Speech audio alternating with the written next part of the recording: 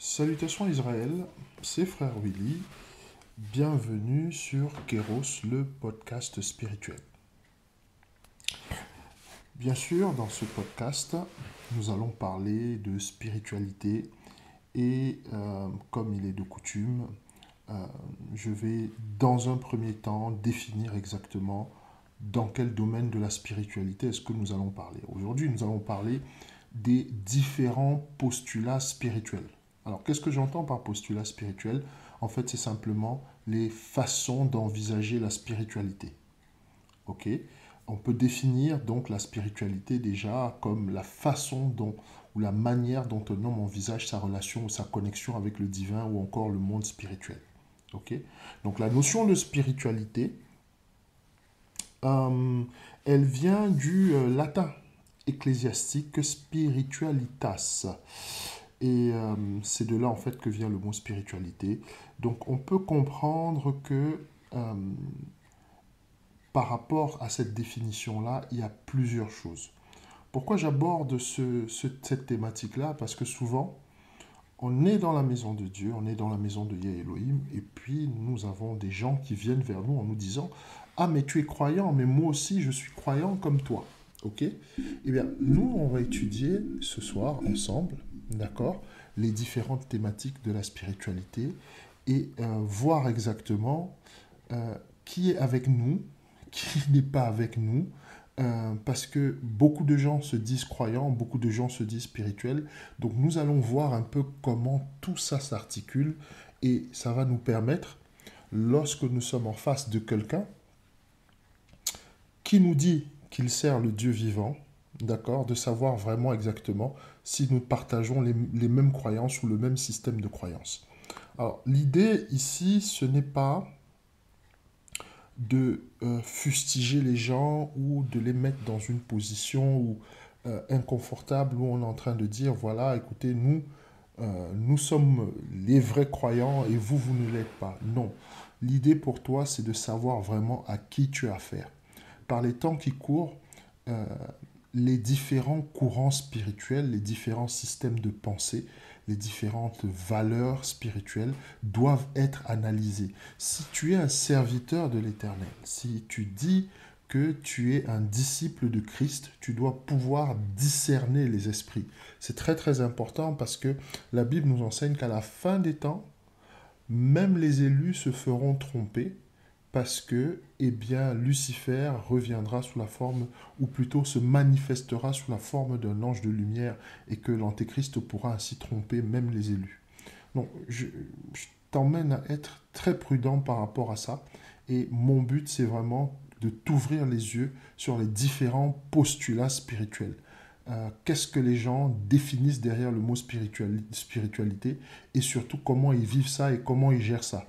De sorte que toi, eh bien, quand tu avances dans ce milieu-là, tu sais exactement ce que les gens veulent te faire comprendre. Alors, première chose avec toi, je veux départager la spiritualité de la religion. La spiritualité, c'est la façon dont on gère sa connexion avec le divin, la façon dont on gère sa connexion avec le monde spirituel. La religion, d'un autre côté, est un mot qui nous vient du latin religare. Religare, ça veut dire, ça se traduit par relier, ça se traduit par attacher. Ça se traduit par aussi par concrètement ligoter quelqu'un, d'accord. Donc, on, on est dans quelque chose de différent. La religion, c'est beaucoup plus un système, on va dire, de doctrine, de croyance, de tradition aussi, ok, qu'on utilise pour pouvoir se connecter, d'accord, au divin ou à une divinité. Alors, c'est très différent de la spiritualité parce que la religion implique toujours qu'il faut qu'il y ait une autorité qui te guide sur le chemin de ta spiritualité et qui t'emmène de, si tu veux, de novice ou de néophyte jusqu'au niveau où tu es un initié. Donc, ça n'a pas à voir avec la spiritualité réellement, ça a plus à voir avec un système de croyance et un mode de fonctionnement. Donc, religion d'un côté, spiritualité de l'autre, et les deux, bien qu'elles semblent, que ces deux termes-là semblent amis, ils ne le sont pas toujours, puisque la religion traduit un attachement, généralement un attachement à une église, un attachement à une congrégation, un attachement à une dénomination religieuse, ou un attachement à une doctrine ou une forme de spiritualité, mais toujours sous l'autorité d'une figure spirituelle. Ok. La spiritualité, par contre, il n'y a pas de figure spirituelle nécessaire, il y a toi et ta connexion avec le divin.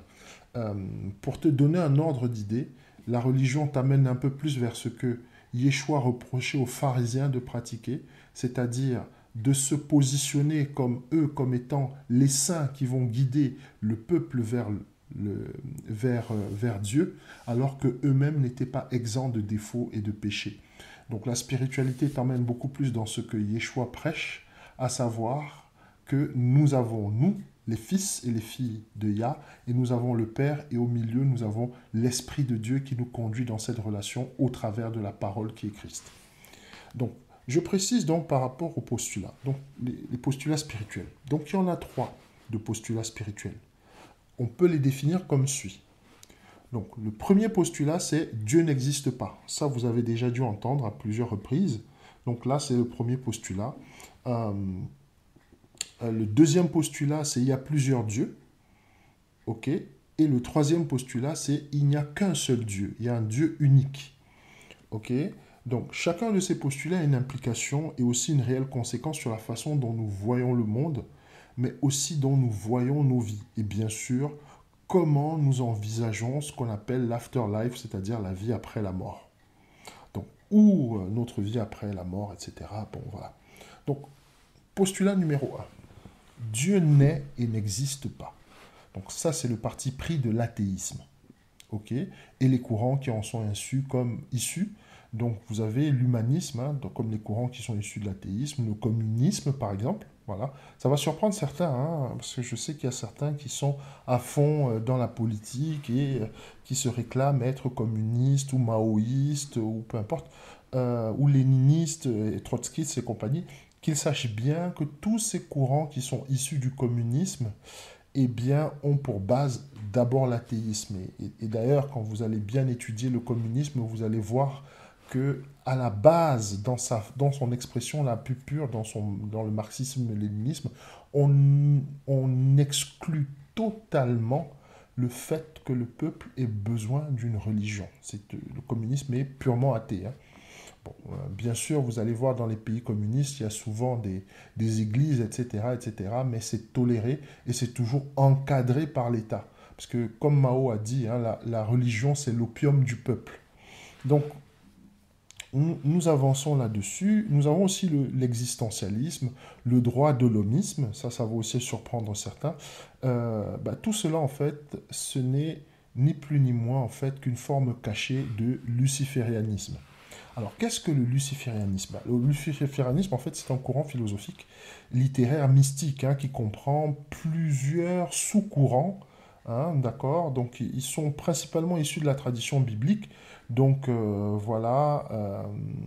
Qu'est-ce qu'il y a derrière le luciférianisme?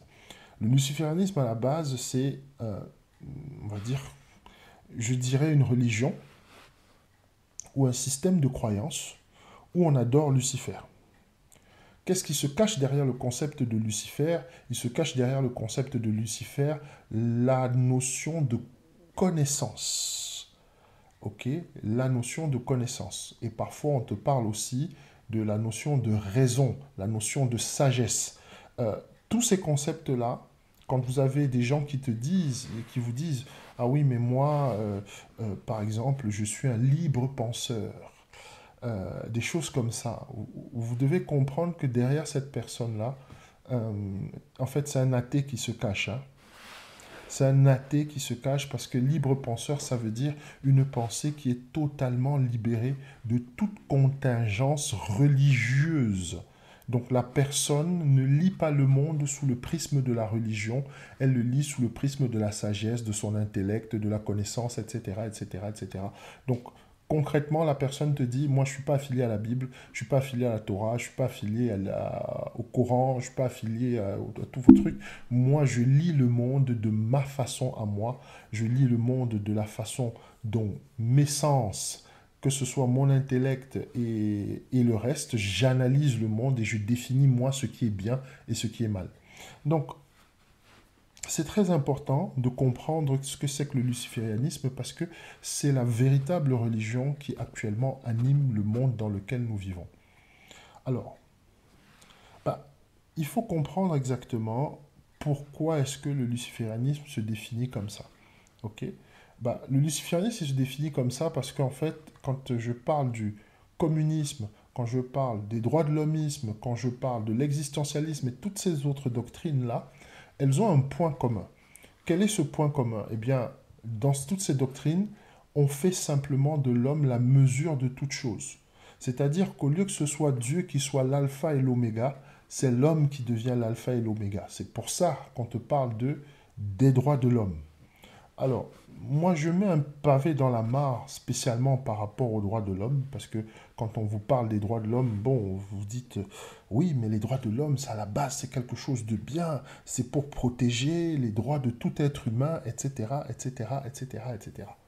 Donc, moi, j'attire quand même ton attention sur quelque chose, Israël, c'est que lorsqu'on a mis en place les droits de l'homme, lorsqu'on a promulgué, on a fait la déclaration des droits de l'homme, il est très intéressant de constater que l'esclavage continuait, par exemple. C'est-à-dire que ces droits de l'homme-là, finalement, c'est à géométrie variable. Je ne veux pas avancer plus loin dans le débat, mais je tiens simplement à te dire que finalement, ce n'étaient pas tous les hommes qui étaient concernés. Ce qui rend déjà ces droits de l'homme suspects à mes yeux. Parce que où on dit l'homme dans toute son acception, c'est-à-dire qu'il soit noir, qu'il soit jaune, qu'il soit rouge, et encore que je ne suis pas dans toutes ces affaires de couleurs, parce qu'à la fin, finalement, c'est très compliqué, on ne sait même plus qui est qui. Mais quelles que soient ses origines, quel que soit son background, quelle que soit son ascendance, d'accord, si vous dites que les droits de l'homme c'est pour libérer l'homme, ben, vous devez libérer tous les hommes. Et les droits de la femme aussi doivent être inclus dans les droits de l'homme, puisque la femme, bien sûr aussi, est dans l'homme, avec grand H. Donc malheureusement, on voit que c'est pas ça.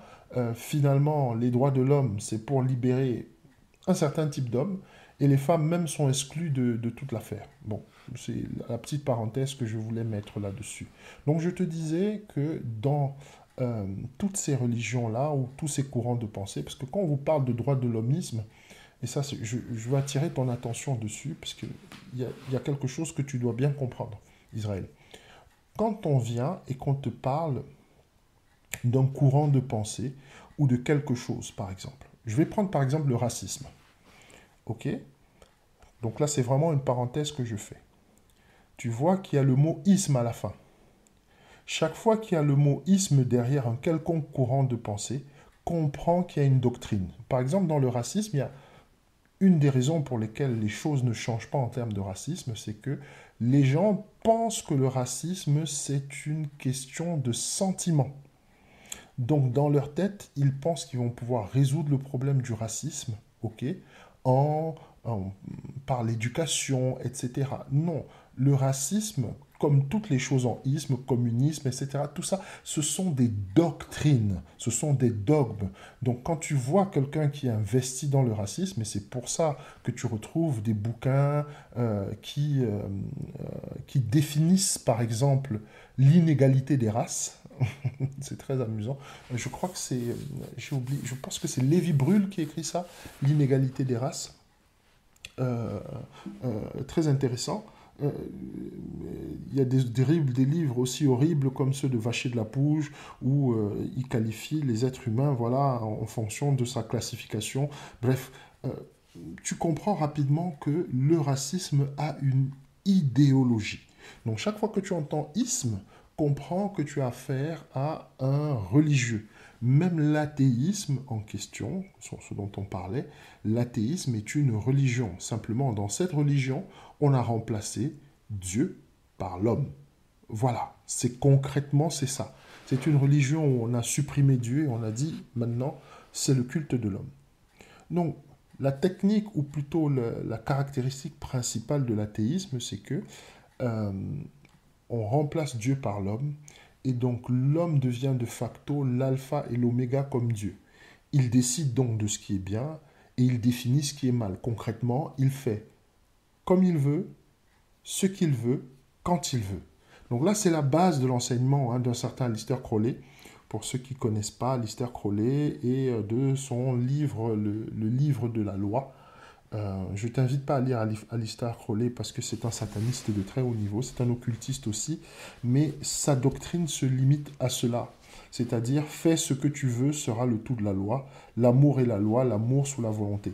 Je vais repartir sur cette notion d'amour et puis tu vas comprendre. Parce que parfois, quand tu écoutes certaines, même stars hollywoodiennes, euh, qui viennent te dire oui, l'amour gagne toujours, l'amour est très puissant, l'amour ceci, l'amour cela.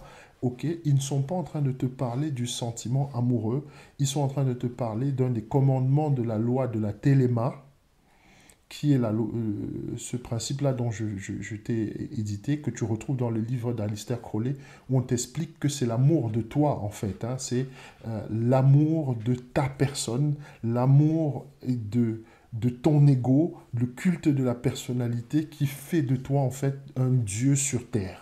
Donc, lorsqu'ils parlent de cet amour-là, ils sont en train de parler, en fait, non pas de l'amour qu'on peut éprouver pour son prochain, comme le décrit la Bible, mais d'un tout autre type d'amour. Je reviendrai dessus certainement dans une autre édition de Kéros et tu comprendras beaucoup mieux. Mais fixons-nous sur l'athéisme. Donc, on définit trois principaux types d'athéisme. On a l'athéisme non religieux. Donc, l'athéisme non religieux, c'est-à-dire que c'est un athéisme où, en fait, les pratiquants de cet athéisme, ils refusent de s'affilier à une quelconque croyance religieuse ou traditionnelle. Hein.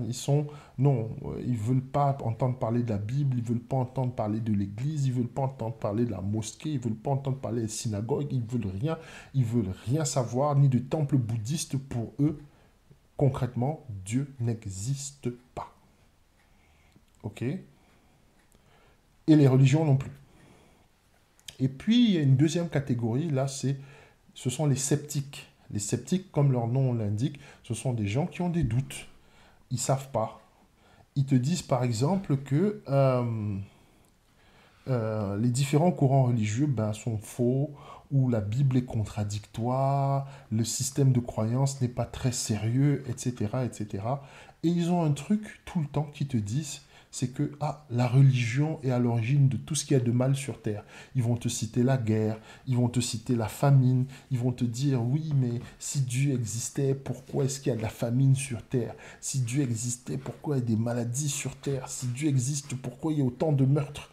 En fait, concrètement, Dieu devient le responsable de tout. Mais en même temps, ils te disent aussi qu'ils ne sont pas très sûrs que Dieu existe. Et donc, c'est pas très cohérent leur affaire. Beaucoup plus corsé et beaucoup plus prononcé, il y a les agnostiques. D'accord? Qu'est-ce que l'agnosticisme? C'est une conception selon laquelle l'esprit humain ne peut accéder à l'absolu. Ok? pour les agnostiques, il est impossible de trancher sur le débat de l'existence d'un Dieu ou d'une divinité parce qu'il n'y a aucune preuve définitive sur le sujet et il n'est pas possible de se prononcer. Ok. Donc ça, c'est la définition de l'agnosticisme. Et dedans, tu vois que ce sont des personnes qui te disent en fait que euh, euh, l'esprit humain ne peut pas se connecter à l'esprit de Dieu. Donc ça sert à rien, même d'essayer, parce que on peut même pas savoir si Dieu vit, on peut même pas savoir qui est Dieu, on n'a même pas le moyen d'entrer en contact avec lui. Concrètement, ils disent en fait que tout ce que les religions racontent en disant que Dieu leur a parlé, que Dieu se manifeste au travers de sa parole, etc., tout ça c'est faux parce que l'esprit humain n'a pas la capacité de se connecter à Dieu. Ok. Donc, pour en revenir, donc voilà, hein, à la définition de l'agnosticisme, on te dit que bah, les agnostiques tendent à n'accorder aucune transcendance ni aucune valeur sacrée aux religions, prophètes, messies, textes sacrés et à leurs institutions, clergés, rituels, prescriptions diverses. Aux yeux d'un agnostique, les religions sont bien trop humaines du fait de leur mode de fonctionnement. Ok. Donc concrètement, toutes ces choses-là, en fait, les gens se trompent. Dieu n'a pas demandé de se baptiser, Dieu n'a pas demandé de prier, Dieu n'a pas demandé. Il est impossible pour un être humain même de savoir ce que Dieu veut. Voilà, concrètement. Ok. Donc ça, ce sont les agnostiques. Donc, il y a un deuxième postulat. Donc tout à l'heure, on était dans l'athéisme, et l'idée de l'athéisme, c'est que Dieu n'est et n'existe pas. Et je suis assez d'accord avec nos amis athées quand ils disent que Dieu n'existe pas, parce qu'effectivement, Dieu n'existe pas, Dieu est. La notion d'existence signifie qu'il y a une naissance et qu'il y a un décès. Or, Dieu n'a pas de début et n'a pas de fin. Donc c'est le seul point où moi je suis d'accord avec eux. Et c'est le seul point où on peut trouver, entre guillemets, un consensus. Ok. Donc, nous avançons dans notre étude des postulats spirituels. Et ce qui est assez amusant, surtout par rapport à l'athéisme, c'est que la plupart des gens qui sont athées, lorsqu'ils rencontrent un certain nombre de difficultés dans leur vie, c'est à notre grande surprise souvent bah, qu'on constate que ils cherchent des réponses dans l'absolu, ils cherchent des réponses dans la relation à Dieu, ils cherchent des réponses parce que finalement, l'athéisme a un gros problème et c'est son talent d'Achille. L'athéisme ne répond pas aux questions existentielles. C'est-à-dire, par exemple, des choses comme la vie après la mort. Qu'est-ce qui se passe après la mort? Quand quelqu'un est athée, lorsque vous l'amenez dans la question de l'après-vie, il n'a qu'une seule réponse à vous donner, c'est que quelle preuve tu as qu'il y a quelque chose après la mort. Mais il n'y a pas de réponse en fait. Il y a juste une négation de réponse. Ok, et généralement, il se réfugie là-dedans parce que c'est un des points faibles de l'athéisme. Si vous leur demandez qu'est-ce qui est à l'origine de la création du monde, ils vont rentrer dans le Big Bang, ils vont rentrer dans les théories de l'évolution de Darwin, etc. Ok, mais en réalité, euh, quand vous posez par exemple la question du Big Bang, il y a un fait qui démonte cette théorie-là très rapidement, que Dieu n'existe pas parce que l'humanité a commencé avec le Big Bang. C'est que simplement, Big Bang signifie qu'il y a explosion, on est d'accord. Eh bien, pour qu'il y ait une explosion, il faut que les lois de la physique, de la thermodynamique soient déjà mises en place. Et qui a bien pu mettre toutes ces lois en place avant que cette explosion n'ait lieu? C'est la question que je leur pose toujours parce que il est impossible que l'explosion ait lieu sans que les lois de la physique et de la thermodynamique ne soient en place. C'est impossible. Ça se peut tout simplement pas. Par contre, la question est de savoir qui a donc créé ces lois, puisque avant le Big Bang, il n'était censé rien exister. Donc, et là, je rappelle qu'une loi est la systématisation, d'accord, d'une volonté. Et chaque fois qu'il y a une volonté, ça veut dire qu'il y a une pensée. Et chaque fois qu'il y a une pensée, ça veut dire qu'il y a un penseur. Donc qui est donc ce penseur qui a pensé qu'il doit y avoir un Big Bang? au point qu'ils mettent en place les lois de la physique et les lois de la thermodynamique pour que cette réaction puisse se produire? C'est la question que je pose souvent à nos amis athées et ils ont du mal à nous répondre. Ok? Donc on va faire un petit break musical, on va s'arrêter là. Et puis après on va entamer l'autre postulat et puis poursuivre dans notre visite des différents postulats spirituels pour bien comprendre hein, quand les gens nous parlent, ce qu'ils nous disent. Ok? Je te laisse en musique et je reviens à toi dans un instant. À tout de suite.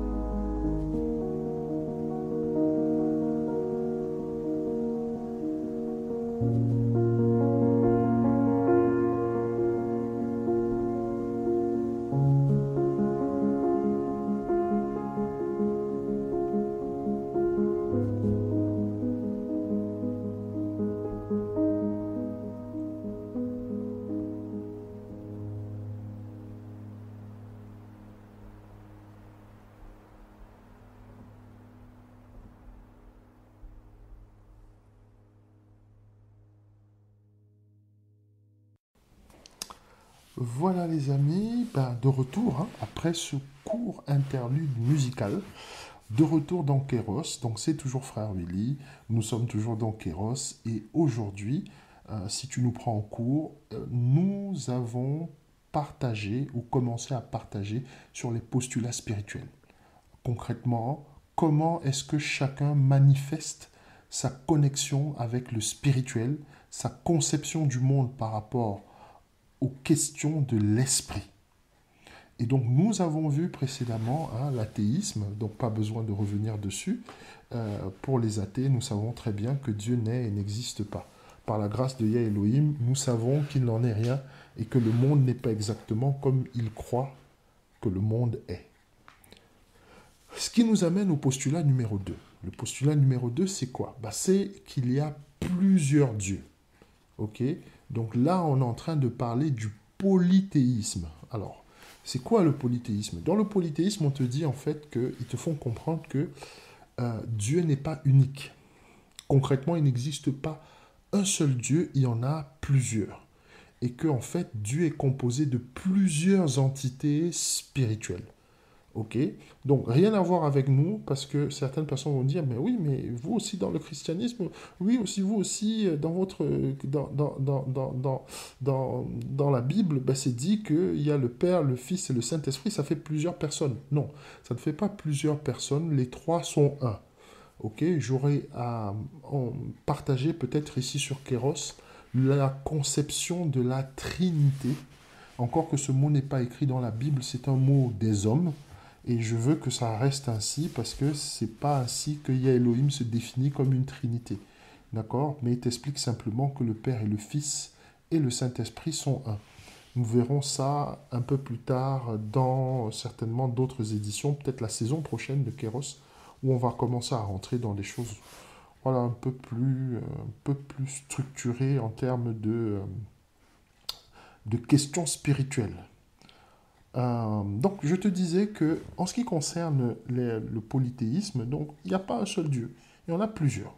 Du coup, tu as, c'est un peu comme ce que tu retrouves dans les religions orientales, comme l'hindouisme, la mythologie romaine et grecque, le New Age, les gourous. Je m'arrête sur les gourous parce que la plupart du temps, lorsque les gourous enseignent, ils te disent qu'il y a des maîtres.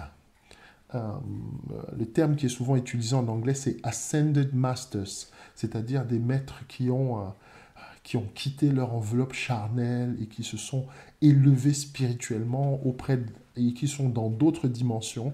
Et c'est eux qui sont considérés comme des dieux qui ont toute la connaissance, qui ont tout le savoir et auprès desquels, bien sûr, nous, simples mortels, nous devons nous connecter.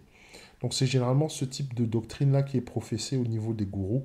C'est pour ça que je les note dans le cadre de dans le cadre du polythéisme. Donc c'est ce qu'on retrouve aussi dans le Bhagavad Gita, voilà, qui est aussi une religion orientale.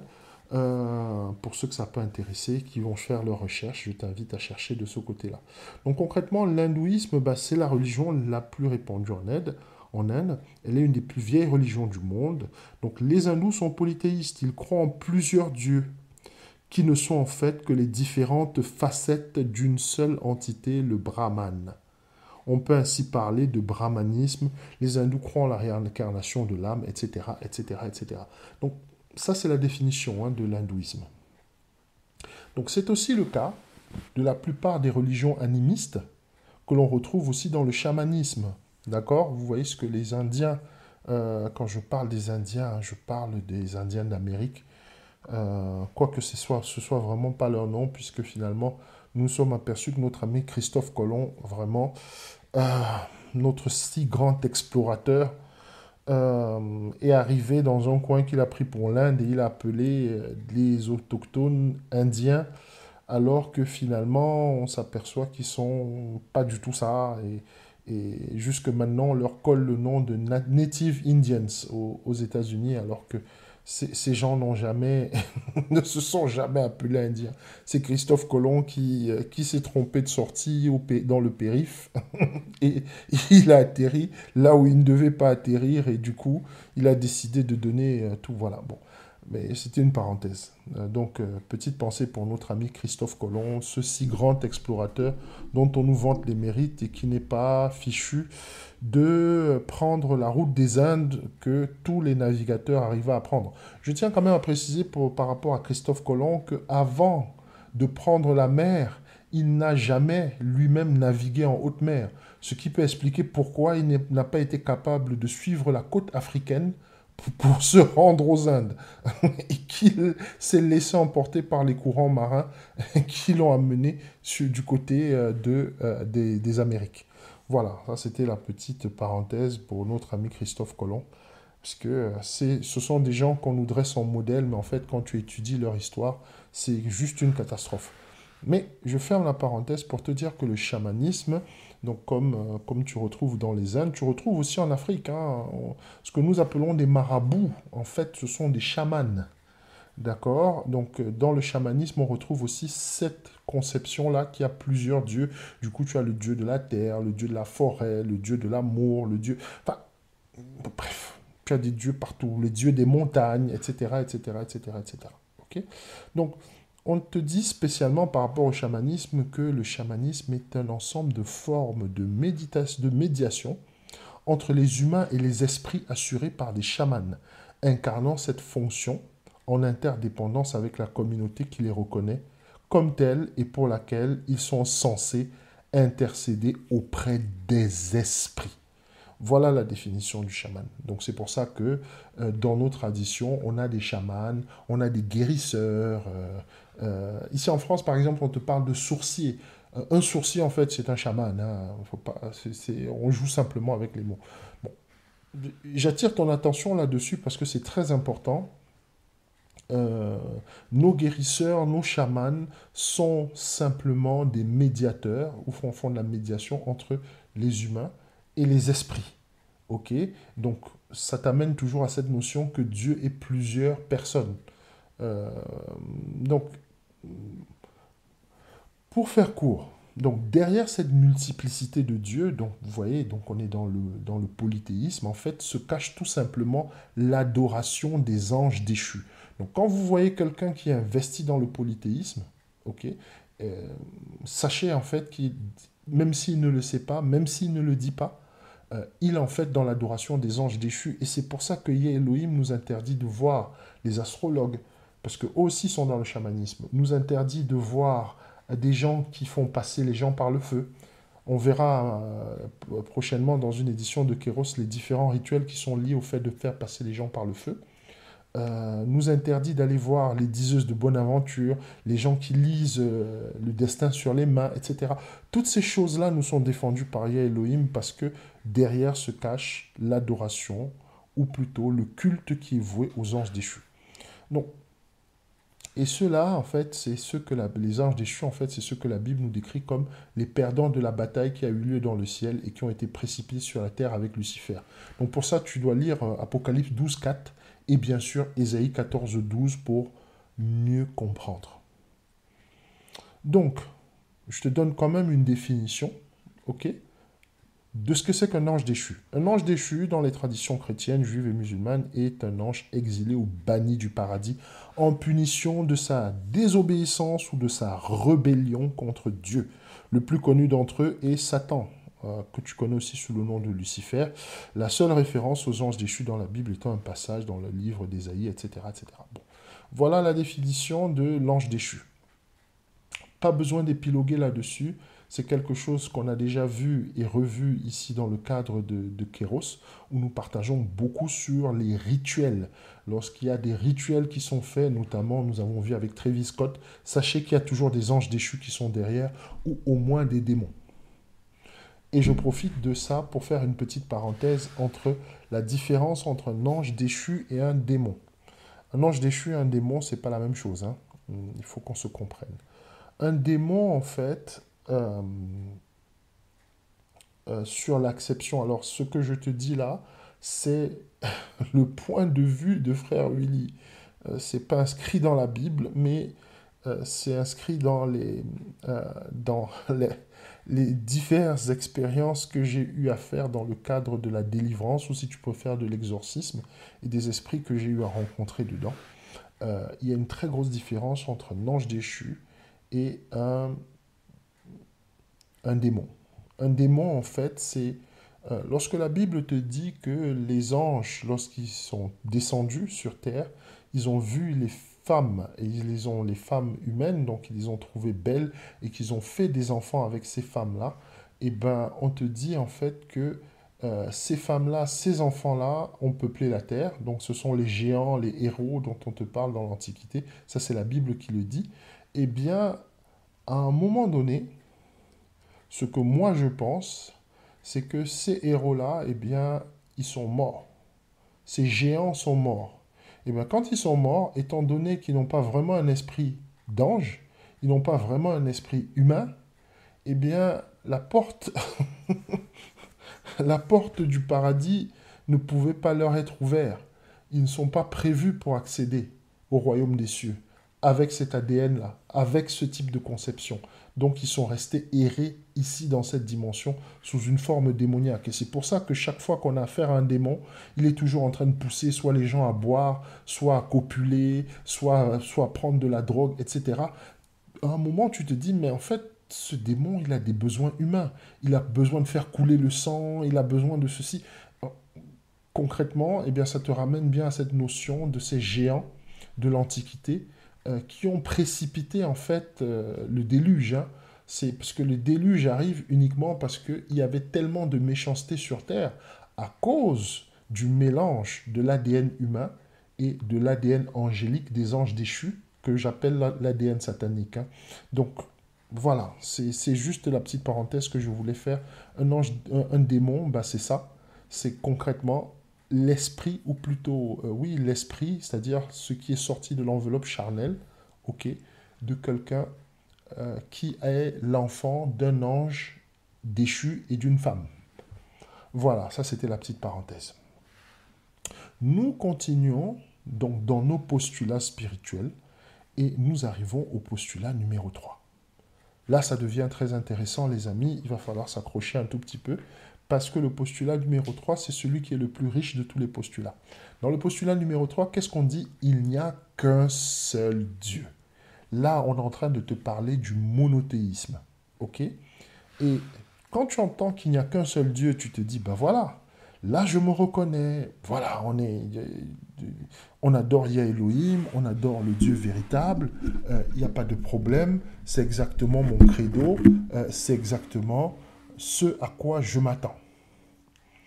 Pas exactement. Et je vais te dire en quoi, parce que il y a plusieurs partis pris en fait dans le monothéisme.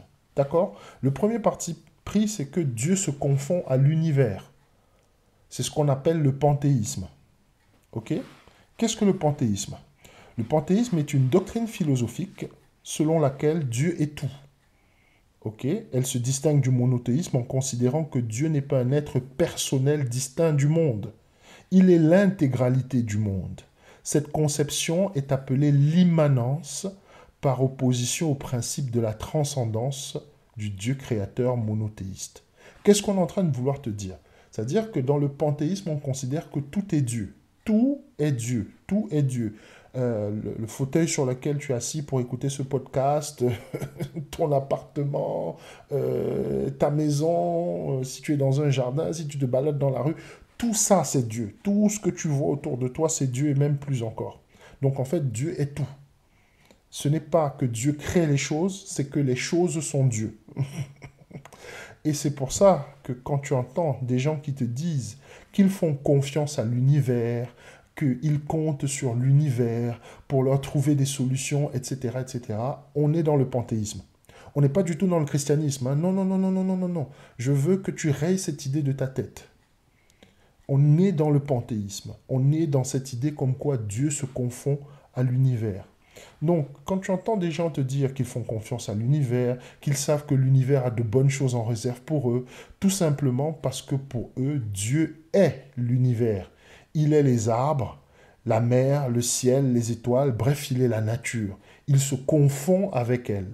C'est donc dans cette catégorie que tu retrouves par exemple le bouddhisme zen. Pour ceux qui ne connaissent pas aussi la science chrétienne. Alors ça, c'est la science chrétienne, c'est la science chrétienne. Le principal leader spirituel, c'est Mary Baker Eddy. C'est elle qui a fondé ce mouvement spirituel, la science chrétienne. Ok. Donc, fais très attention lorsque tu entends des gens te dire qu'ils font confiance à l'univers, que l'univers leur a réservé une belle surprise, que l'univers leur a trouvé un mari, ou que l'univers leur a trouvé la solution à leurs problèmes de maison, ou de... voilà, l'univers, etc. Non, ce ne sont pas des chrétiens. Non, ce n'est pas du christianisme, c'est du panthéisme. Ok.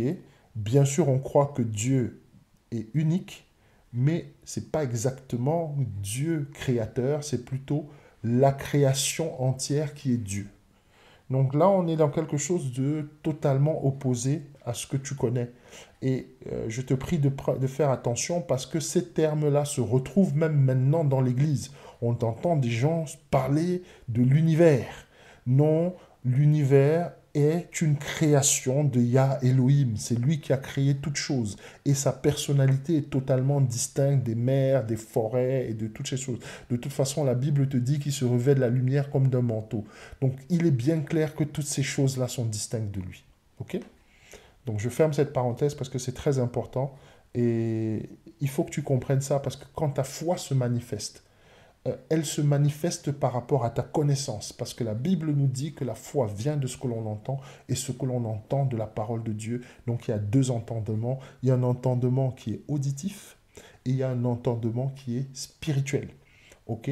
Donc ta foi ne peut pas être différente de ce que tu entends et ta foi ne peut pas être différente de ce que tu conçois. Et si tu conçois que Dieu, c'est l'univers, alors nous avons un très gros problème. Parce que l'univers n'est qu'une des créations parmi tant d'autres de Yah Elohim. Ok? Donc, deuxième parti pris dans le postulat comme quoi il y a un seul Dieu. On a dit tout à l'heure que Dieu se confond à l'univers. Le deuxième parti pris, c'est Dieu est distinct de l'univers. Alors, il faut bien être attentif, parce que je t'ai dit, hein, cette partie-ci, c'est la partie la plus technique, on va dire.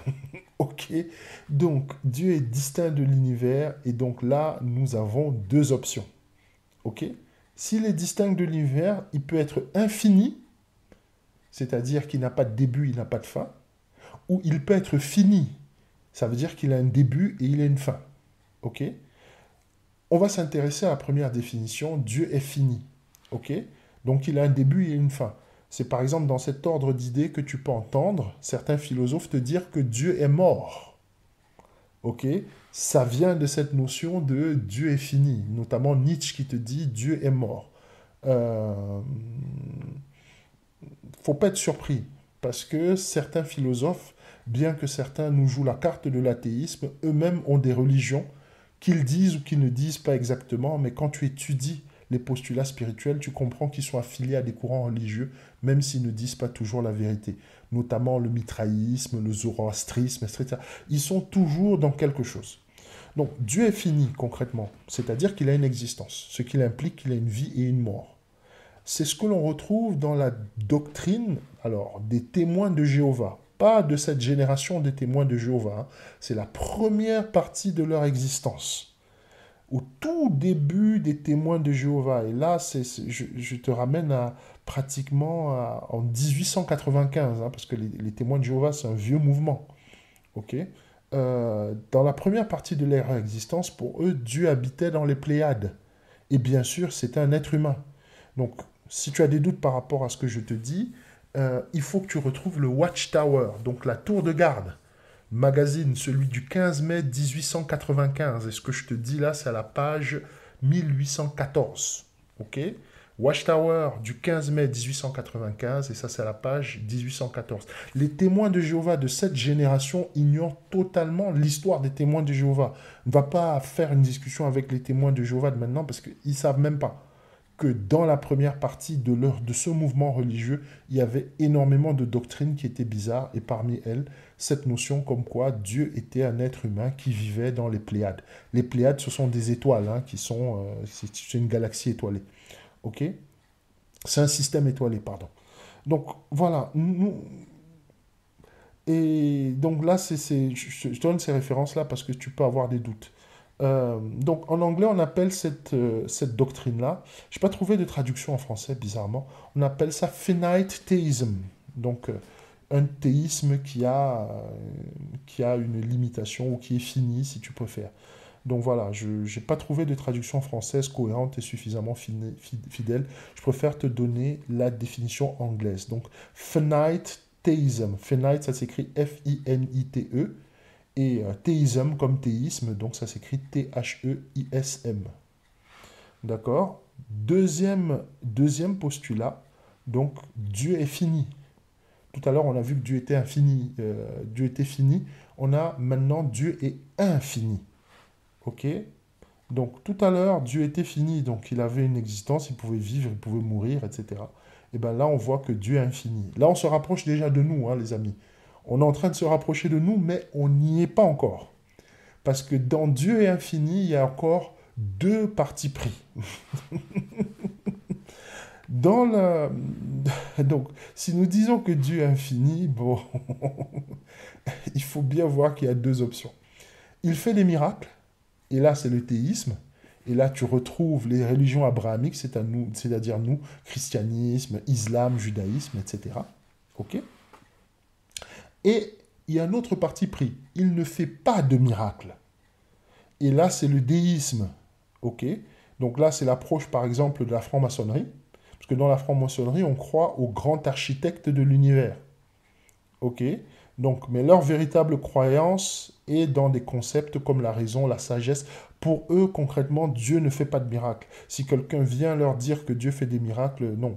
Ils croient simplement que Dieu est un architecte, il a créé le monde, il a façonné les différentes parties du monde telles qu'elles existent, mais en dehors de ça, il ne s'implique pas dans les choses d'aider les hommes, de les sauver, de changer leur vie, etc. Concrètement, pour eux, Dieu, c'est un fabricant de jouets.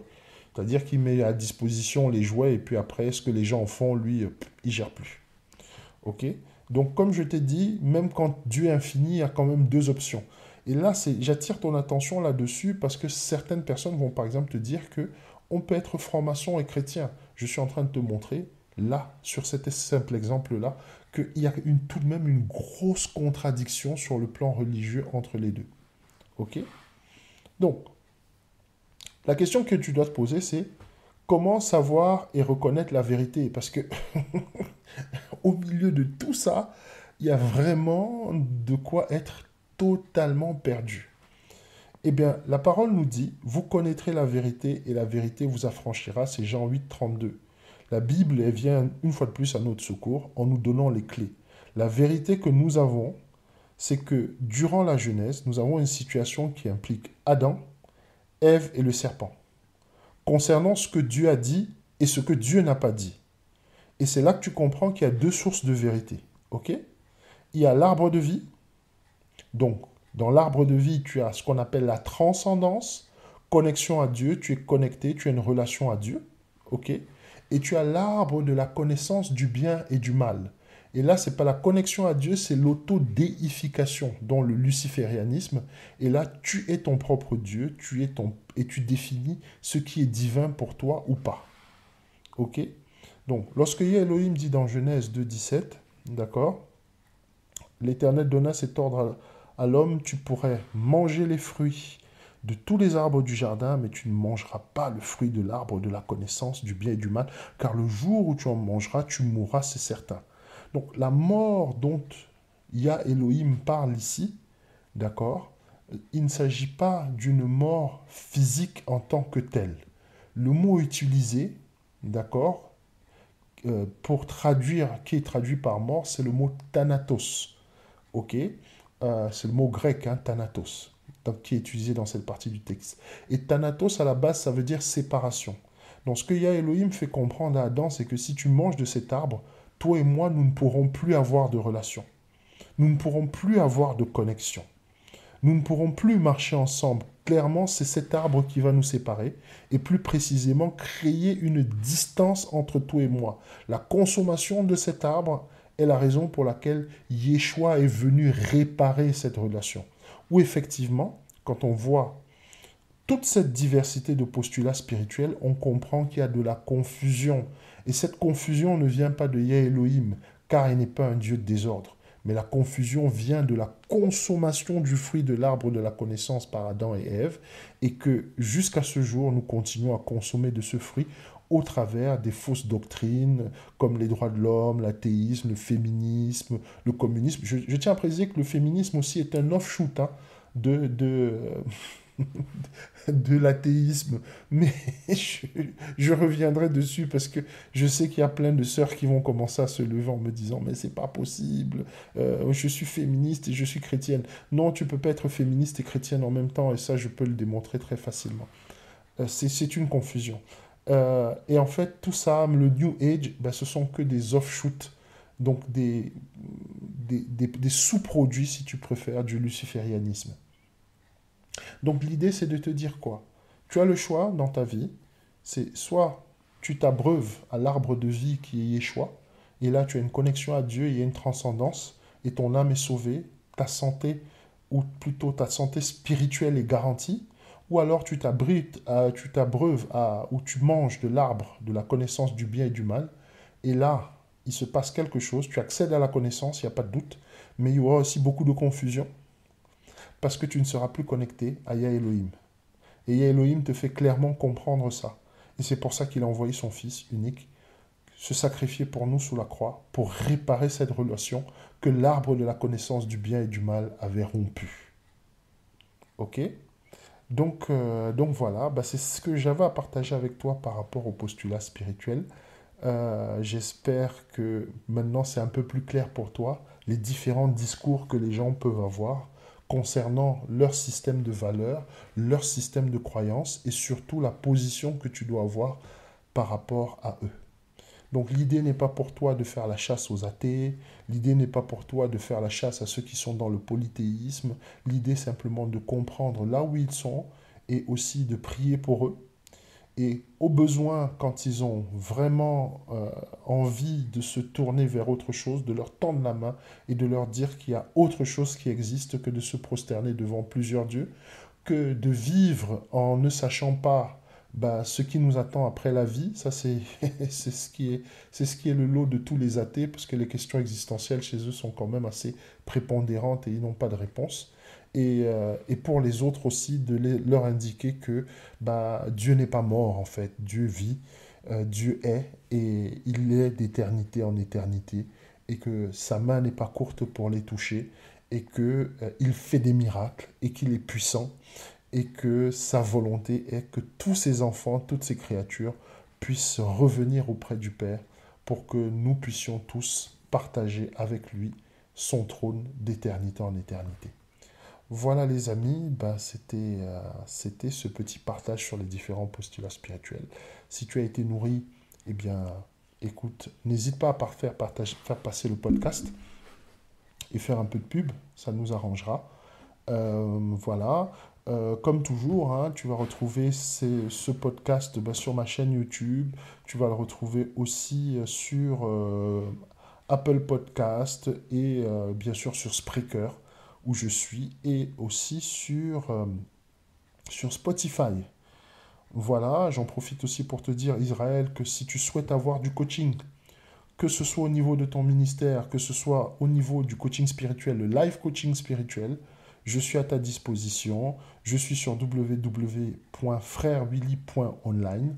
N'hésite pas à te connecter et bien sûr à booker une session si tu veux être coaché, si tu veux grandir dans ta foi, si tu veux grandir dans ta spiritualité, et aussi surtout si tu voudrais qu'on développe un peu plus ces concepts-là pour que tu puisses les maîtriser et enseigner aussi à d'autres personnes. Donc que tu sois un débutant dans la foi, que tu sois un appelé, que tu sois même un ministre de Dieu, un serviteur de Dieu, dans le coaching que je te propose au niveau de frèrewilly.online, il y a moyen pour toi de trouver ton compte. Donc je t'ai dit à très bientôt et puis on se retrouve bien sûr pour une nouvelle édition de Kéros. Que la main de Yah Elohim soit sur toi. Allez, à plus.